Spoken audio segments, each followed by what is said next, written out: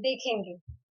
हमने क्या डिस्कस किया था लास्ट टाइम कि भगवान इतने ऐश्वर्यपूर्ण है, भगवान के इतने ऐश्वर्यों के बारे में जानने के बाद भी जो व्यक्ति है उसको खुद को बहुत भाग्यशाली समझना चाहिए।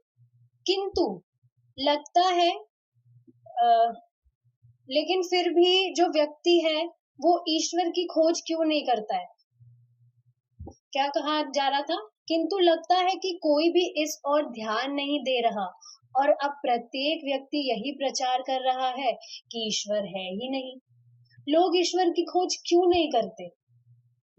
तो इसका डिस्कशन आज कंटिन्यू करेंगे हम। इसका उत्तर गीता के श्लोक में दिया गया है। भगवान ने स्वयं इसका उत्तर दिया है। क्या है?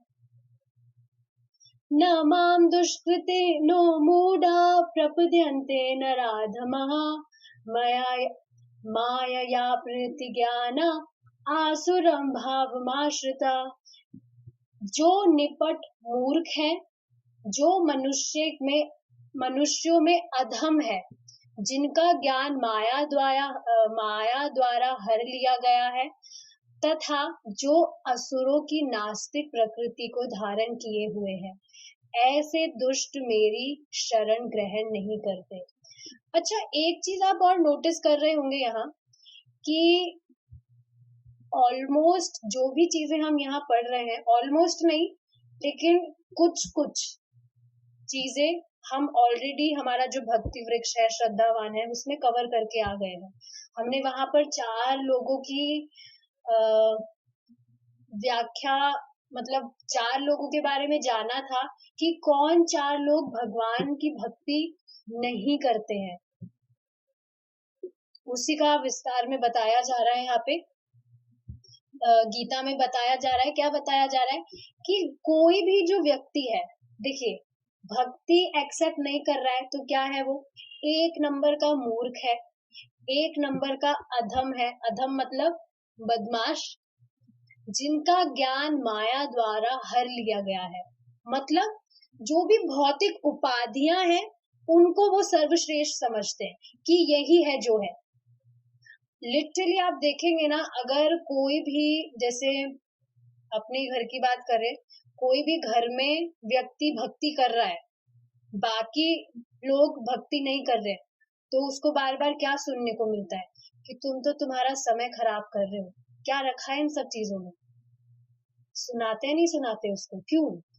क्योंकि वो समझते हैं कि भक्ति करना तो टाइम खराब करना है, इसमें तो क्या ही कुछ सिद्धि विद्धि कुछ नहीं है। इसमें सर्व सिद्धि, असलियत में जो सिद्धियां हैं, मतलब श्रेष्ठ चीज क्या है? ये जो भी मटेरियल चीजें हैं, इसमें आप ऊपर उठे, ये श्रेष्ठ है, यही तो मानते हैं लोग।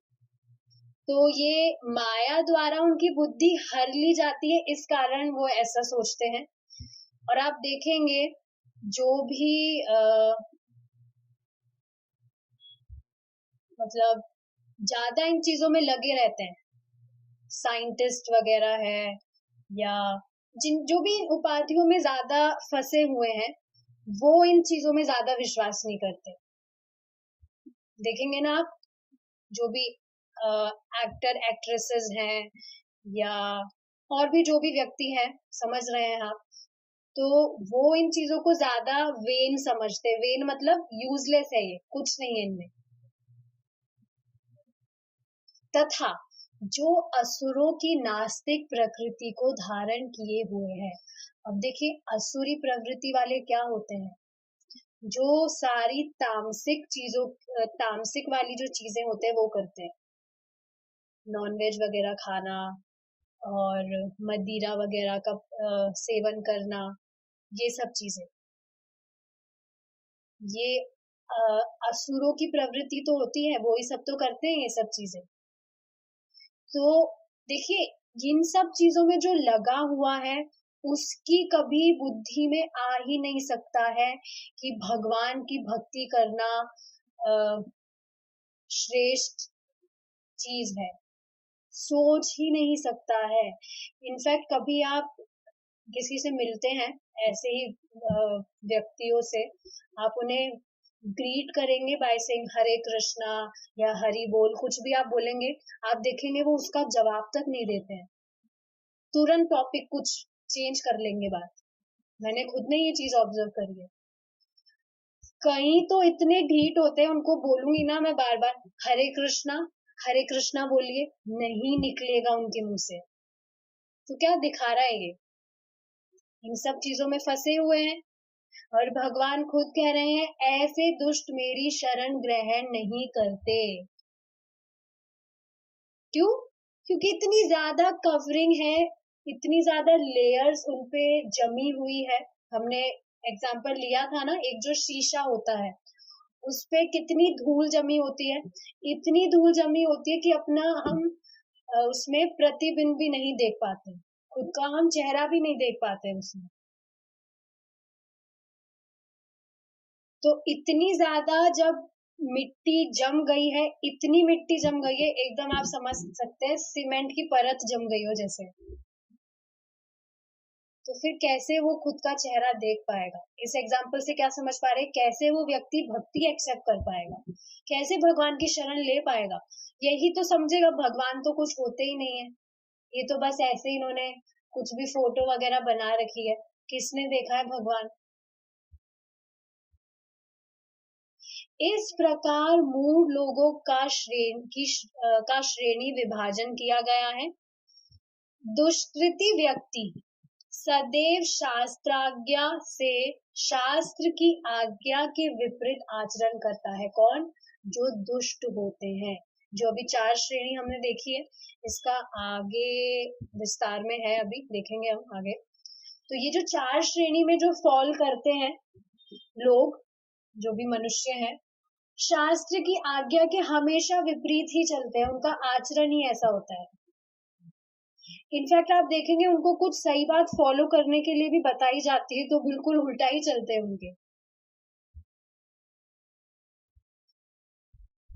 लेकिन भक्त देखता है, भक्त अगेन उनसे द्वेष नहीं करता है, या ऐसा नहीं कि ऐसे समझ लेता है ये तो मेरा बहुत बड़ा शत्रु है, नहीं, उसके प्रति भी बहुत ज्यादा वो उसके प्रति उसके मन में बहुत ज्यादा दया होती है, कितना ज्यादा अंधकार में है, उसकी वो मदद ही करना चाहेगा।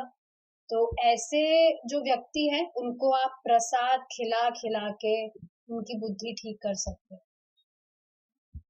सच में आप माने या ना माने, प्रसाद अगर कोई व्यक्ति को आप खिला रहे हैं भगवान का, जो डिवोटी है 16 माला चैंटिंग करके अच्छे से सारी चीजें फॉलो करके, उसके हाथ का जो प्रसाद है एकदम जादू की तरह काम करता है, चित्त में परिवर्तन आता ही है। आप खुद सोचिए, आपको एग्जाम्पल से ये चीज बताती हूँ।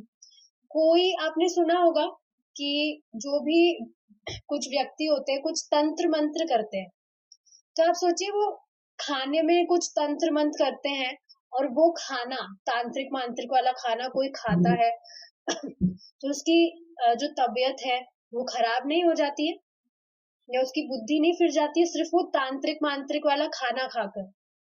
अब आप इसके विपरीत देखिए, भगवान की झूठन अगर कोई व्यक्ति खा रहा है तो कैसे उसके चित्त में परिवर्तन नहीं आएगा? हो ही नहीं सकता है।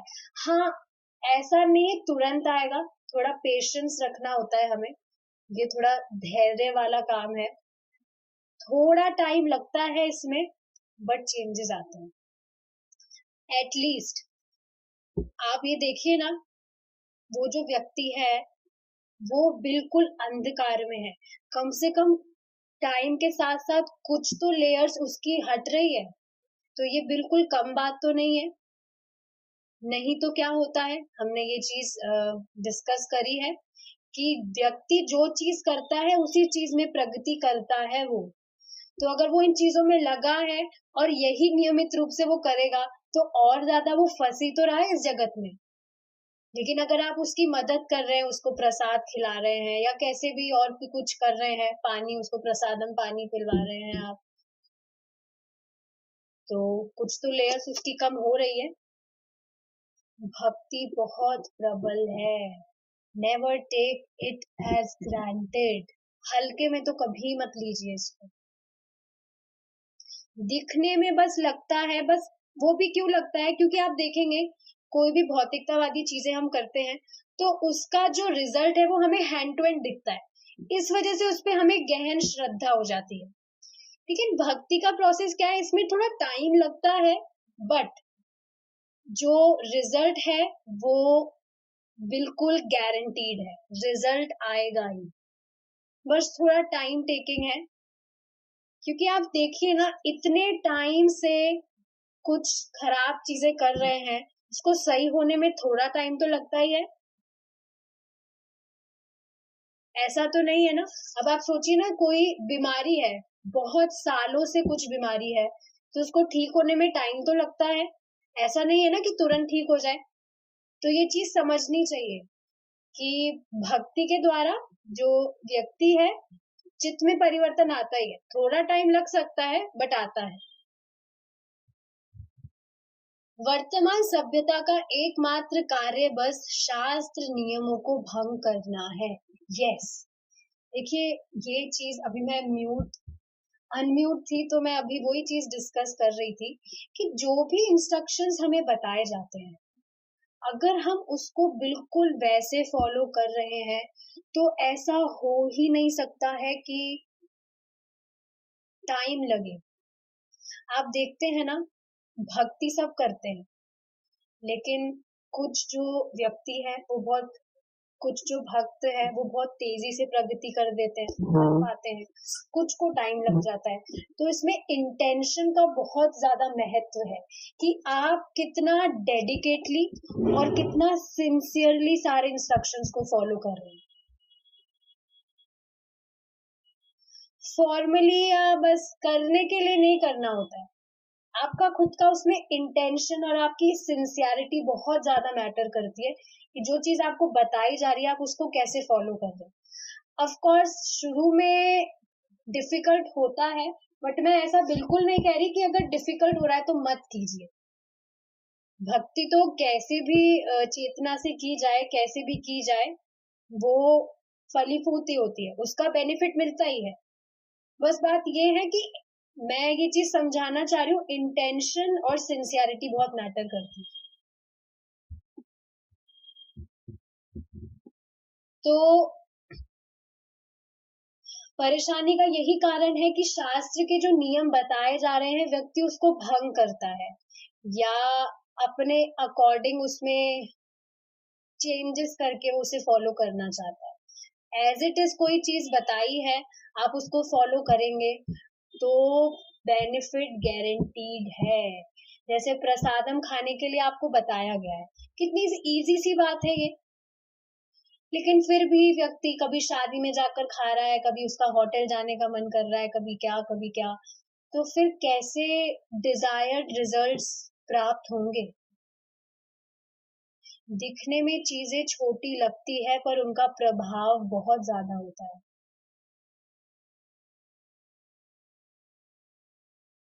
और आप देखेंगे नियमित रूप से जो भी भक्त प्रसाद पा रहे हैं, बाहर जाने की तो बिल्कुल इच्छा ही खत्म हो गई है। मैं हैंड रेज नहीं करवाऊंगी, मुझे खुद को पता है इच्छा आती ही नहीं है बाहर जाके कुछ खाए, बल्कि बचना चाहते हैं इन चीजों से, अरे हमें तो नहीं जाना है, हमें तो माफ करो। डायरेक्टली हम बताना चाहते हैं कि हम तो भगवान का प्रसाद खाते हैं, हम नहीं खाएंगे कुछ। इसमें शर्म की बात भी क्या है, यू शुड बी प्राउड। सब तो नहीं कर रहे हैं ना ये चीज।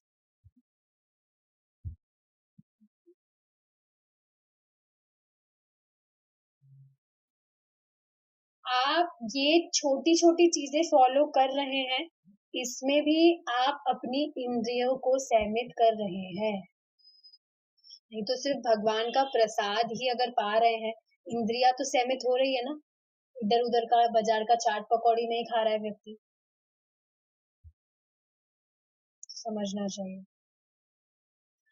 परिभाषा के अनुसार सुकृति वह है जो शास्त्र नियमों को भंग नहीं करता। दुष्कृति क्या है? दुष्ट कार्य करने वाली। सुकृति इसका अपोजिट हो गया, शुभ कार्य करने वाले। शुभ कार्य क्या है कि शास्त्र के जो नियम बताए जा रहे हैं उसको एज इट इज फॉलो किया जा रहा है, उन्हें भंग नहीं किया जा रहा है।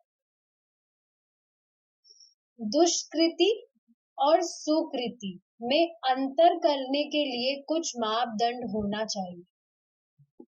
प्रत्येक सभ्य देश का अपना कुछ शास्त्र होता है। शास्त्र मतलब कुछ रूल्स और रेगुलेशंस होते हैं पर्टिकुलर कंट्री के। एक बहुत शॉकिंग चीज है, आप यकीन नहीं करेंगे, फॉरेन में कोई कंट्री है, वहां पर अफीम का मेला लीगल है। Can you believe this?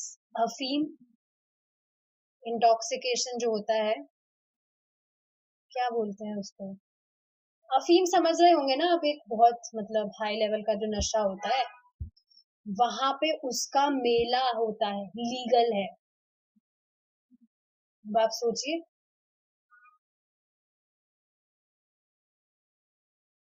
वहां की गवर्नमेंट इन सब चीजों के लिए अग्री हो रही है, मतलब प्रेरित कर रही है कि हाँ करो, ये तो अच्छी चीज है। बताइए, जब गवर्नमेंट ऐसी है तो पूरे देश की तो क्या ही दुर्गति होगी। समझना चाहिए कितने ज्यादा सेफ है हम। We are so much lucky that we are born in India. Bharat में जन्म लिया है, यही बहुत भाग्य वाली बात है। और उससे भी भाग्यशाली बात क्या है, भक्ति का प्रोसेस हमें मिला है, भक्ति कर रहे हैं। कितनी अमेजिंग चीज है ये।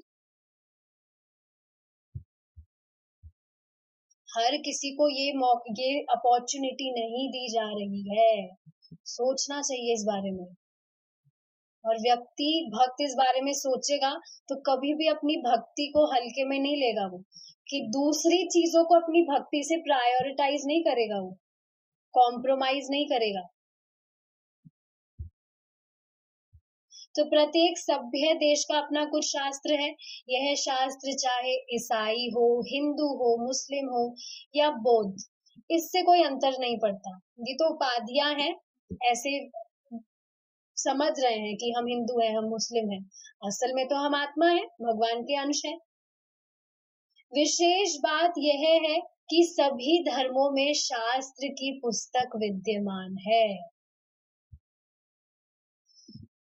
जो व्यक्ति शास्त्र के सिद्धांतों पर नहीं चलता उसे अपराधी समझा जाता है। आप ये भी देखिए ना, जितने भी जो भी व्यक्ति है, ठीक है, वो मान रहे हैं मैं मुस्लिम हूँ, मैं हिंदू हूँ, मैं कुछ भी हूँ, उनमें भी तो शास्त्र है, सब में शास्त्र की पुस्तक विद्यमान है। हाँ, ये अलग चीज है कि उन्होंने खुद के इच्छाओं के अकॉर्डिंग उसमें अडल्ट्रेशन कर दिए। आप देखिए ना, जो मुस्लिम्स हैं उसमें खुद के सेल्फ ग्रेटिफिकेशन के लिए क्या करते हैं, वो जानवरों को काटते हैं। लेकिन उनका जो भी शास्त्र है उसमें ये सब चीजें नहीं है, उन्होंने खुद के हिसाब से चेंजेस करके ये चीजें कर दी।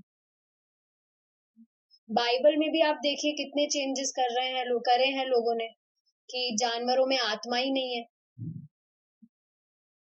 इसलिए काट के खा रहे हैं। हम तो उनमें आत्मा नहीं समझते। अरे तुम्हारे समझने से क्या होगा। तो देखिए, शास्त्र पुस्तक सब में सारे धर्मों में विद्यमान है, लेकिन जो व्यक्ति शास्त्र के सिद्धांतों पर नहीं चलता उसे अपराधी समझा जाता है। आप खुद सोचिए, कोई भी व्यक्ति कुछ गलत काम कर रहा है, इतना विवेक तो उसमें होना चाहिए ना कि मैं जो भी काम कर रहा हूँ ये सही नहीं है। ब्लाइंडली कुछ भी फॉलो नहीं करना चाहिए। अभी हम यहाँ पर भी शास्त्र सुन रहे हैं, भक्ति कर रहे हैं, ऐसा नहीं है ब्लाइंडली फॉलो कर रहे हैं। हम देख रहे हैं हमारी लाइफ में ट्रांसफॉर्मेशंस आ रहे हैं, हमारा जो भगवान है उनसे प्रीति बढ़ रही है, वी आर रिफ्लेक्टिंग। ऐसा नहीं है ना आंखें बंद करके कुछ भी फॉलो कर रहे हैं, दिख ही नहीं रहा है सही है या गलत है। विवेक है भक्तों में, क्या सही है क्या गलत है, भगवान खुद बुद्धि देते हैं। तो इतना विवेक तो होना चाहिए, कुछ भी कोई भी फॉलो कर रहा है क्या वो सही है या कुछ भी है? इस श्लोक में उक्त एक अन्य श्रेणी है, मूढ़, प्रथम कोटि का मूर्ख। देखिए, इसका हमने व्याख्या करी थी, एग्जाम्पल लिया था हमने गधे का। गधा जैसे एमलेसली सारे जीवन बोझा ढोता रहता है, वो अपने मालिक से पिटाई खाता है, ये सब पढ़ा था हमने, गधी की लात खाता है वो, उसके बाद में भी वो बस लगा रहता है बोझा घीसने में, उसे पता नहीं है, और कुछ भी रूखा सूखा उसे खाने को मिलता है उसमें वो संतुष्ट हो जाता है। तो ये है प्रथम कोटि के मूर्ख। आप देखेंगे जो व्यक्ति है वो भी तो ऐसा ही कर रहा है, 8-8 10-10 घंटे काम करता रहता है, और उसे मतलब कुछ भी, किसी से भी कुछ भी द्वेष प्राप्त हो रहा है, सोच नहीं रहा है क्यों हो रहा है मेरे साथ ऐसा, बल्कि वो खुद फायर बैक करने लगता है। तो ये प्रथम कोटि का मूर्ख व्यक्ति ही तो है जो ऐसे गधे की तरह व्यवहार कर रहा है, गधे की तरह लगा है, बोझा घीस रहा है, मतलब काम करे जा रहा है एमलेसली, पता नहीं है। अच्छा, ये और अमेजिंग चीज है, व्यक्ति से पूछे काम क्यों कर रहा है, तो बोलेगा सरवाइव करने के लिए। तो सरवाइव क्यों कर रहे हो, कुछ जवाब नहीं है, क्यों सरवाइव कर रहे हो, तो ये मूर्खता ही तो है। और लिटरली जब ये क्वेश्चन किसी से पूछा जाए तो उसे नजरअंदाज ना करके सोचना चाहिए कि कितनी अमेजिंग चीज है, सरवाइव तो मैं कर रहा हूँ, बट क्यों कर रहा हूँ, क्या रीजन है, उसी व्यक्ति से पूछना चाहिए उसे, पर नहीं, नजरअंदाज करते हैं। नराधम वह है जो मनुष्यता से गिरा हुआ है। देखिए इसका क्या अर्थ है, जो बहुत ही ज्यादा सेल्फिश होता है, खुद के स्वार्थ के अलावा उसे कुछ दिखता ही नहीं है। और देखिए यही कारण है द्वेष का। आप देखेंगे द्वेष का कारण क्या है, किसी भी व्यक्ति के इंद्रिय तृप्ति में कोई बाधा आती है तो वो द्वेष का कारण बनता है। इन चीजों को आप खुद ऑब्जर्व करके देखेंगे तो आपको ज्यादा समझ में आएगी। आप देखिए कोई भी व्यक्ति आपसे द्वेष करता है, एक बार सोचिए क्या कारण है, आप देखेंगे उसके पीछे का कारण क्या है, उसकी इंद्रिय तृप्ति में बाधा।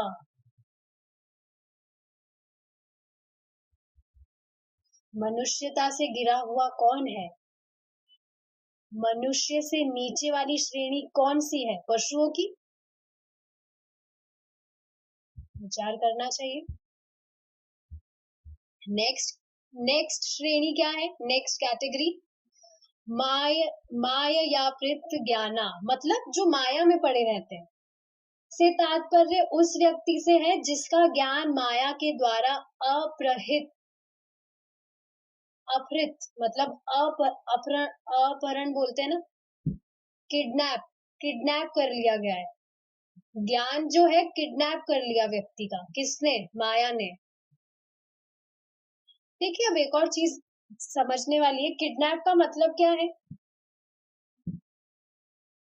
किसी व्यक्ति ने किसी को किडनैप कर लिया तो इसका मतलब ये नहीं ना कि उस व्यक्ति की मृत्यु हो गई।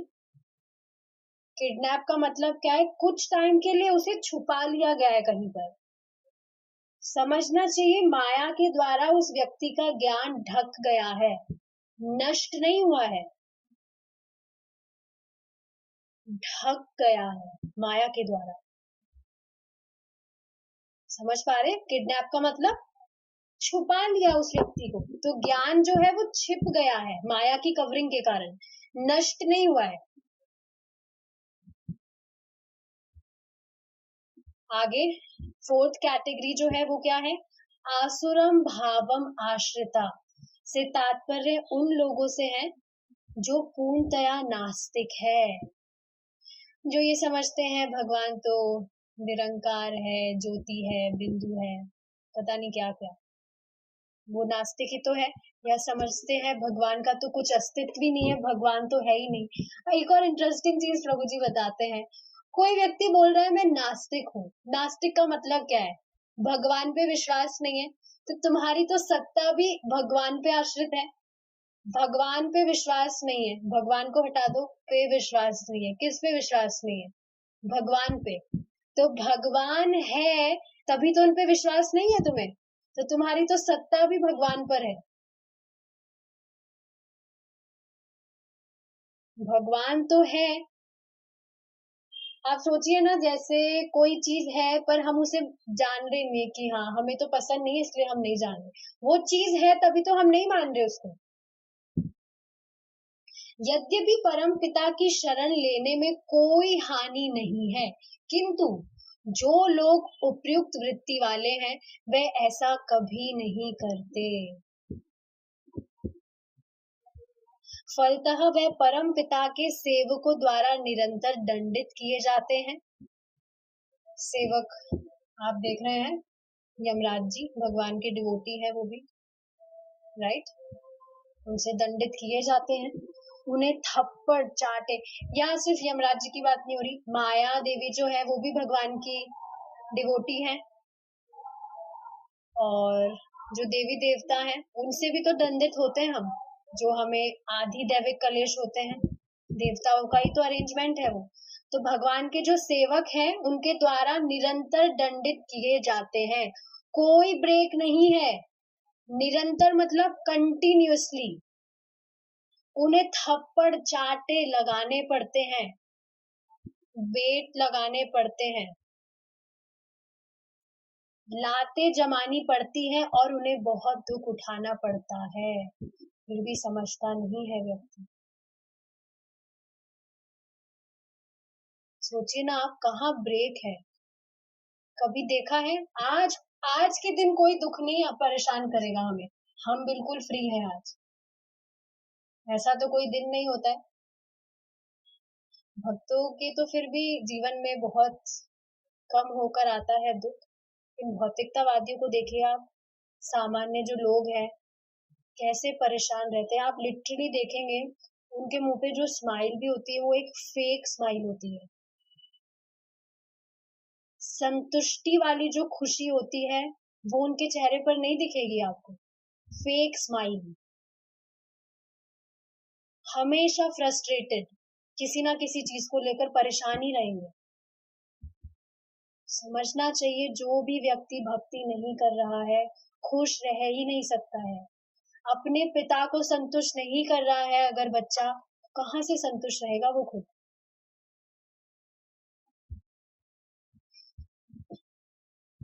Anyways, we will stop here now.